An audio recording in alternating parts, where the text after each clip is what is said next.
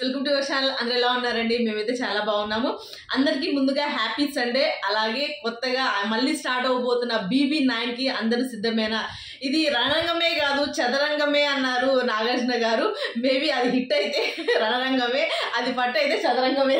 అంటే ఒక హౌస్ ఉంటే చదరంగం అంట, సో 2 హౌస్లు ఉంటే రణరంగం అనమాట. అలానే మార్పు నచ్చిందా అని నాగసారిని చాలా క్లియర్ గానే అన్నారు.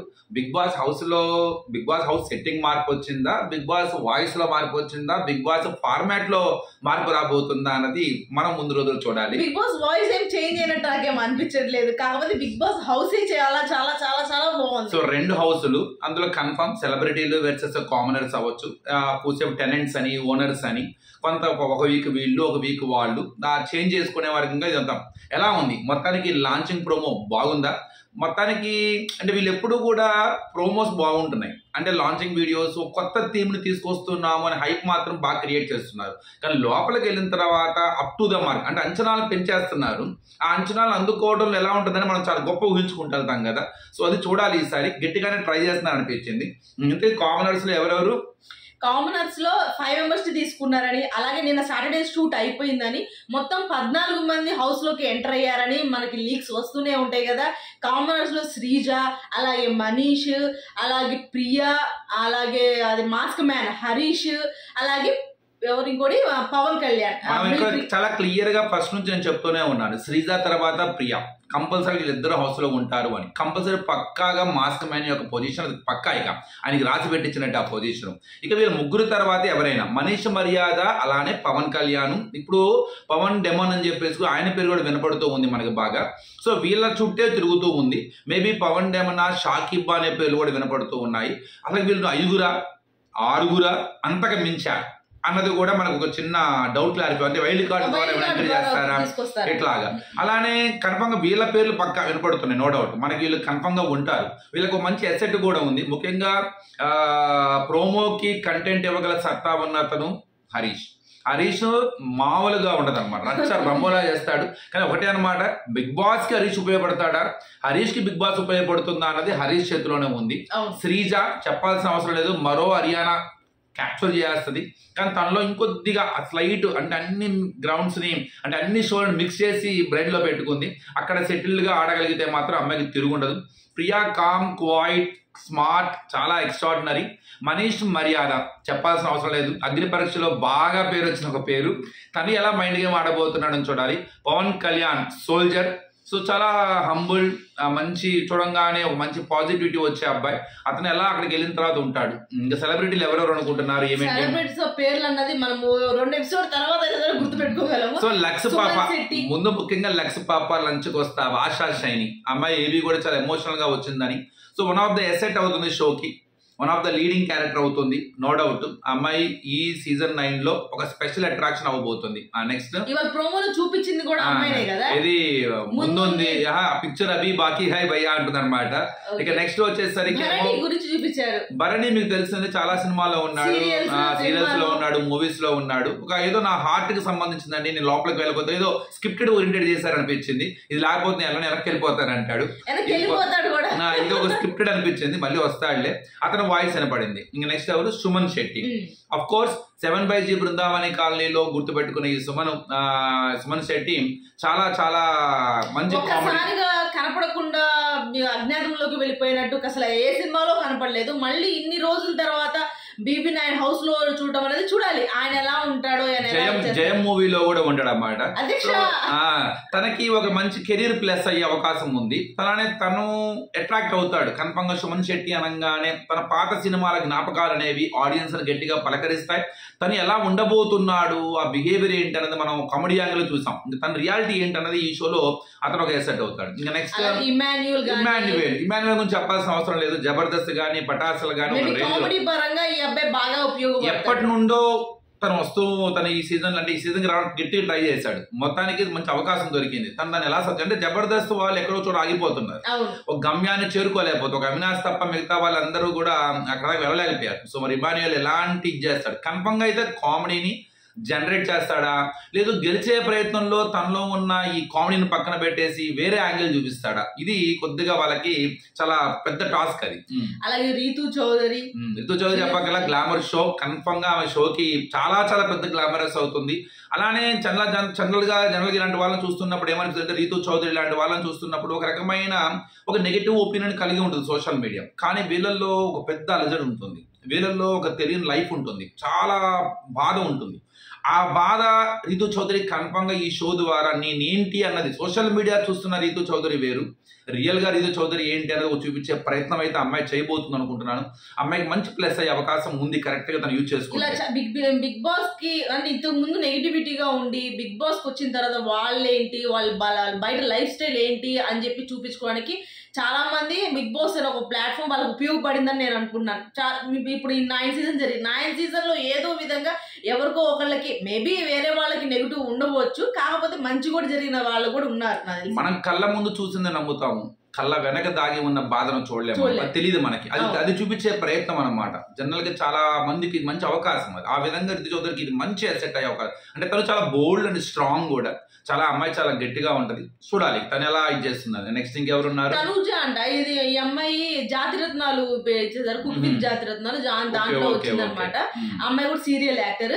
ఇంకా ఉన్నారు, వాళ్ళ పేర్లు అయితే నిజంగా కూడా గుర్తులేదు అట్లా ఉన్నాయి. కానీ మనము చేసే వీటి వాళ్ళ అలవాటు పడతాడు సరే, ఇంకా అప్పుడు మనకు గుర్తు. అలాగే కామనర్స్ లో వాళ్ళు నాకు సార్తో మాట్లాడే ఇది నిజమా, ఇది కళ, ఏం జరుగుతుంది అనేసి నాకు అనిపించింది అనమాట వాళ్ళని చూడంగానే. నిజమే కదా, ఇప్పుడు సపోజ్ మేము అక్కడ నించున్నా కానీ ఓ నాకు సార్ని చూడటం అంటే ఏంటి మామూలు విషయమా, ఇంతవరకు ఎప్పుడు జరిగింది అంటే ఎలా ఉంటది వాళ్ళ ఫీలింగ్ కూడా అదే. బిగ్ బాస్ దాని నన్ను చూసిందంటే ఫుల్ హ్యాపీ అంటే పంపించేద్దామా అని చెప్పేసి అంటారు నాకు సార్. అప్పుడు దాని లేదు కూర్చుంటా అని చెప్పడం. ఇక్కడ నేను అనుకునేది అంటే, వచ్చిన వాళ్ళైనా రాని వాళ్ళైనా కామనర్స్, సెలబ్రిటీస్, ఒక విషయం చెప్తానండి, ఫాలోవర్స్ ఉన్నంత మాత్రాన వాళ్ళు సెలబ్రిటీలు ఎక్కువ మంది నోయింగ్ పర్సన్స్. అలానే ఇన్స్టాగ్రామ్ లో కొత్త గొప్ప ఇన్ఫ్లుయెన్స్ చేసేవాళ్ళు, యూట్యూబ్ చేసేవాళ్ళు కామనర్స్. నేను ఒక చిన్న విషయం చెప్తాను. కామన్ మ్యాన్ పక్కన పెట్టండి, ఆ మ్యాన్ సెలబ్రిటీయా, ఆ మ్యాన్ అన్నోన్ థింగా అంటే ఎక్కువ మంది తెలిసిన వాడు కామన్. ప్రతి మనిషి కామన్ ఉంటుంది. ప్రతి మనిషి సహజంగా ఉండే గుణాల మనిషిలో ఉంటాయి.